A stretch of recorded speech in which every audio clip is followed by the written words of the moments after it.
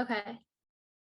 Hi, everyone. It's nice to see you all. Thank you for being here. I'm Danielle. I use she, her pronouns. I'm a volunteer with Sunrise PDX, a youth-led climate justice movement. And as the representative of Sunrise, I'm part of the community engagement cohort for the Charter Commission, the Charter Review. And so I'm just going to talk a little bit about overview, what the charter is, kind of start with brief, how it goes from city council to charter, who people are, how the process happens. You may have seen this presentation 100 times or never, so if so, bear with me. But I've given this in classrooms so far and talked to a lot of people, so hopefully it's understandable, but if you have questions, feel free to pop them in a chat. And we'll have people to answer them. But I'll start first with talking about kind of broadly city council. So basically, to understand the charter, talk about city council. So our city government, a group of people that sets rules for the city and is supposed to support the communities of the city. So thinking of services that are funded, for example, parks and natural spaces, it's where the funding for arts comes from, fire department and police, roads and sidewalks, and a lot more. So in a city government, residents of the city vote to elect leaders to represent their interests. Communities look to these elected leaders to take actions on the issues that are important to them. So from affordable housing, public safety to climate action. I think we can all agree it's important that our leaders represent the diverse voices of the people they serve. But we know this is not always the case. That's why we're here today and talking about what the charter is. So sometimes when there's a city council, especially one with just 5 people that are supposed to represent Portland, people will work too hard to lead instead of support community-led efforts. Exciting news though, every 10 years, Portlanders get the chance to review the charter, which is the city's constitution, and advocate for what we want to see. So brief overview of the charter, it functions as the city's constitution. It creates the city as a legal entity, authorizes city powers, outlines basic broad fundamentals of the city government. And the idea of it is that it's a concise document, so there doesn't need to be frequent amendments, and it gets amended every 10 years. And so this year we have 20 people who are people that work, study, live, play in Portland who are on this commission to amend the charter. And so the role of the Charter Commission is to determine its own rules of procedure and review and recommend amendments to the charter. And so basically, this is how it works. So there are 20 charter commissioners. If 15 or more agree to a recommendation, then those recommendations go directly to the ballot for Portlanders to vote on. If a majority agree, but less than 15, those recommendations go to City Council. City Council can decide at that point to refer them to the ballot as is, or modify them or do nothing. Again, it's only by the vote of Portlanders that the charter can be changed, which is a really big deal. And the Charter Commission has unique authority to refer charter changes directly to the ballot if there's majority.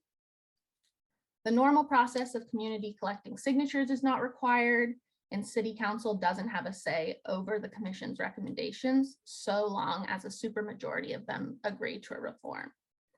So this is a huge deal for us because even if you can't vote on the ballots and make it to the end of this process, we can literally together shape the amendments for showing up, for showing what we care about. So these, some of you see your own face here. I know some cool charter commissioners are here. Our 20 commissioners that are currently reviewing the charter and recommending changes that impact all Portlanders. And this is a little bit of a timeline. I was told last night that this is not entirely correct, but this is to give kind of just a brief overview of where we are in January. So like I've been working with PMPC since like last September to try to form some ideas. And so that's when phase 1 started last year, and kind of it'll go to the ballot in November. Phase 2, I think timeline shifts a lot, especially as in we're a weird time. But here's just a brief overview of that. And then I'll show a phase 1 timeline. But where we are now, the charter process is in phase 1. So there's been 2 subcommittees that have been formed, form of government and city elections. These have been formed based on the number of public comments that have talked about these 2 things. And so you may know if you've gone to any of the listening sessions or the specific committee meetings that these are what are being talked about right now. And these 2 subcommittees have found agreement on the following. 1, expanding city council, removing council members from directly running bureaus and agencies, redefining the roles of mayor and city council, and moving elections to a system in which winners are determined in a single election rather than a primary one or general election. And this is what the phase 1 timeline is looking like right now. And what we'll talk about in a little bit is what phase 2 is and what phase 2 means to PMPC and the other groups that are represented in this meeting. But what does phase 2, or why does phase 2 matter to us? It's an opportunity to advocate for what Portlanders need. So it's a time to really engage in public comment ways and whatnot, to talk about what's important to all of us, to really do outreach. So we're figuring out what not just people in power want to see happen, but what everyone in Portland wants to see happen. So an example, which I've been working on with PMPC 350 as a part of Sunrise PDX and a bunch of other organizations, is instituting a climate justice subcommittee. So whereas in phase 1, it's form of government and city elections, we're really interested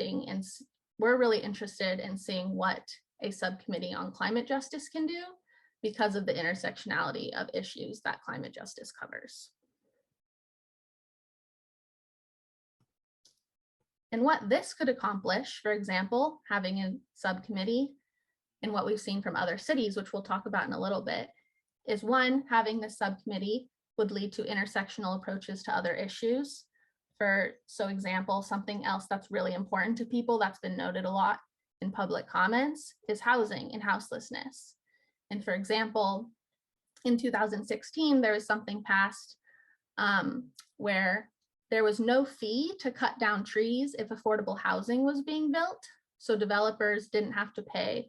But then it turns into people get affordable housing, but have no privilege of green space. And that's what leads to urban heat islands, where Portland is already the worst city in the country when it comes to the disparities of temperature on the east and west side. So when it talks about building affordable housing, we have to talk about climate, especially as we're heading into these years of wildfires and extreme weather. Another thing the subcommittee could accomplish, an Office of Climate Justice. Hawaii just developed this through their charter. Added charter language. We're known as a sustainable green city. There's no climate language in the charter. And also maintaining and enhancing green spaces and so much more. And I've been able, like I said, to give this presentation to classes, to Sunrise, talk about it in my job, in my volunteer work. And I've been working. I've been working closely with a number of incredible organizers who I'd love them to be able to share their experiences of what this process has looked like, engaging with their community, and to add anything that you think I missed. So first I'm going to ask AJ to speak on this process, kind of what you've seen, and then Maisie will go and I'll give you a chance to introduce yourself. But AJ, if you want to jump in here and kind of talk about your experience with this process. Yeah, hi, my name is AJ McCrary. I'm one of the co-founders and executive director of Equitable Giving Circle, and I organize with Mom Block, Race Talks, very involved in the city, just kind of in community throughout the city. I'm from Portland, Oregon, and I also happen to be running for city council. Very excited to be working with the various folks around community engagement with the cohort to get the word out about charter, and also to pilot some different kind of vibes in the way that we're doing community outreach. A lot of what I'm hearing from community members is what is this? How do I, like, I don't understand what the process is. I don't even know what's happening. I've never heard of this. So we as a city have a lot of work to do in the ways that we're doing community engagement and making it accessible, and not just even in the process that we're in now, we're like having a few CBOs. There needs to be dedicated folks from the city that are doing community outreach, working with CBOs, getting the word out, putting ads out, putting billboards out, sending out mailers, etc., as well as making our website more accessible. We're working on making a video to explain what charter is and invite folks to start engaging with it, as well as just some basic talking points of other spaces that community members can tap into and get involved in the charter or the city. So, you know, neighborhood associations, attending city council meetings, signing up for committees, whether it's at a city bureau or with the police, and just talking about those as just a starting entry point. It's definitely going to be a lot of work, both from the cohort and the city, to really get the word out about charter, so people throughout the community at different intersectionalities, at different, across the color line, across demographics, can really learn and understand what is happening and why this is so important. It seems very intentional that the city has not talked about our type of government and why or what it actually means. And so there's a lot of education that is needed throughout the city about this process and why this is such a good, future leaning thing for our communities. So it's really exciting to see so many people show up here, kind of engaged, asking questions, already knowing, and looking for different ways to talk about this or, bring community members along.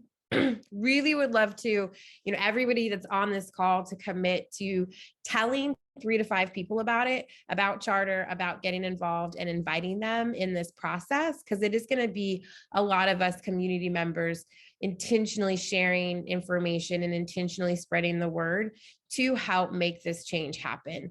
The folks that are on the charter committee are all really dynamic, amazing people that want better for our city. And we as a larger community really need to help them move the mark into the future. Portland is one of 2 cities our size that still use this style of government that doesn't work. And so we do have a lot of work, but there is a lot of interest. So, there's sort of like my spiel around it. We're trying to do as many things within the cohort that we can to get the word out. So just talking about it in our various, intersections of work, volunteer-wise, work-wise, in community, spreading the word on social media. We're looking at different ways that we can also engage around, like other ad spaces or billboards, but also really interested in other ideas that community has. So if you do have any ideas, I'm going to drop my email in the chat, because I'm always interested in other people's ideas or ways, or just even specific community members or areas that we should be doing outreach in. The video should be up and rolled out by mid to the end of February, and definitely, so keep an eye out for that and help share it around. But again, something easy in the now that we can all do is, after we leave this call, tell 3 to 5 people about what you learned and different ways that they can get involved, because this is definitely the way for us to modernize and start moving our city from a place that is not working into a place that works.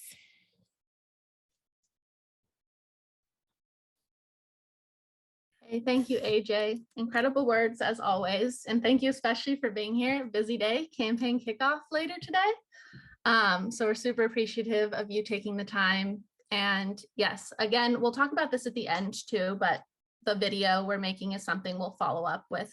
If we registered, we have your email, so we'll be able to follow up with things you can continue to share.